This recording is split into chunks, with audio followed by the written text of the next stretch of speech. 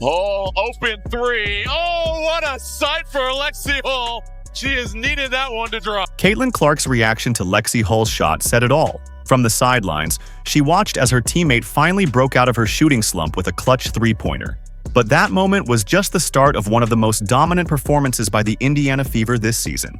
Missing their star player and without a true point guard, many expected them to struggle. Instead, they put on a clinic in resilience, sending a clear message that they're playoff-bound. The Chicago Sky never saw it coming. Drop a Fever show in the comments to cheer for Lexie and the Fever. Let's go! We're back home, baby. Let's go! Back in the W column. Well, I got the show. Hey, that's a big job, baby. Point guard.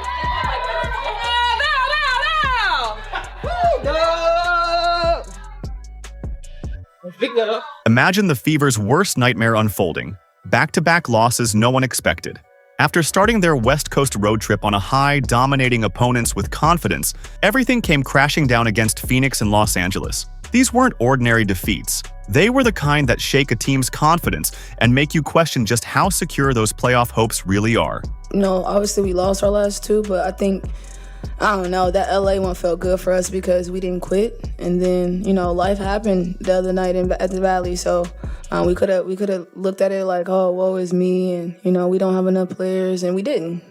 So shout out to our group for just staying confident and staying ready because it's a professional league and we have to be ready, and we can't make too many excuses about it because no one's going to hand us anything. So we might as well look at it for what it is and keep showing up. The Fever were already struggling without Caitlin Clark, who'd been sidelined since July 15th with quad and groin injuries and had no set timeline for return.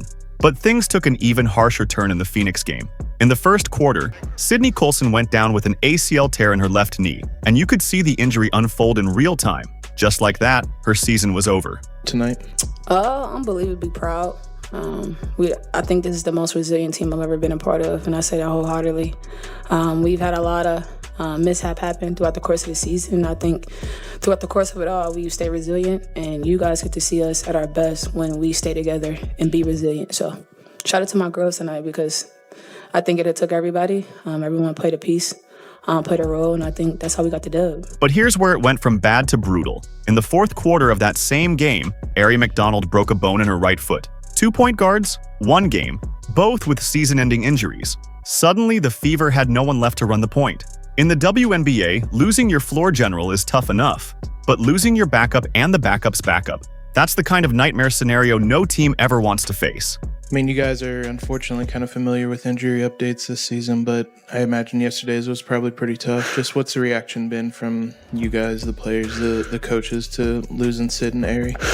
Yeah, I mean, first and foremost, just brokenhearted for them. They're two really good people that you hate to see this happen to. They've been an integral part of what we've been doing, and so hate it for them. Unfortunately, it's part of the deal, and we've got to roll with it. And we've got players in that locker room who believe in one another. Players in that locker room who are as competitive as all get out. We've got versatility, and it's going to have to be on full display. So I think now it's about playing to honor them, right, and playing for them. Coach Stephanie White was forced to adjust rotations on the fly, explaining that the team would use a by committee approach to running the offense. In plain terms, that's coach speak for we're figuring this out as we go. This means you don't have any healthy point guards and you're not able to sign anyone for tonight's game. Just for tonight specifically, what is your plan kind of running point? We'll have to do it by committee, certainly. I mean, we've been utilizing AB to initiate offense throughout the course of the season, so we'll use her, continue to use her. Sophie, at times this season, particularly early, ran some of the point for us as well. So we'll utilize her, and Kelsey can initiate offense too. So I think the most important thing is that we aren't going to be able to do every play in our arsenal. We'll have to play a big lineup. We'll have to simplify. But we've got players who are capable of getting us into offense, and we'll utilize them in such a way. Fans began to wonder if this team could truly handle adversity.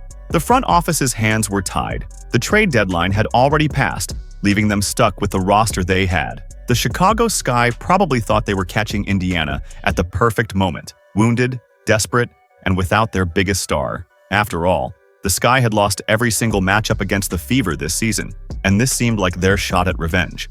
But what they didn't realize was that the Fever had been quietly building something special all year. This wasn't going to be a story of collapse. It was about to become a showcase of team basketball and pure grit, with the stage perfectly set for an unexpected hero to rise. Williams gonna have to hurry off the dribble, rolls out.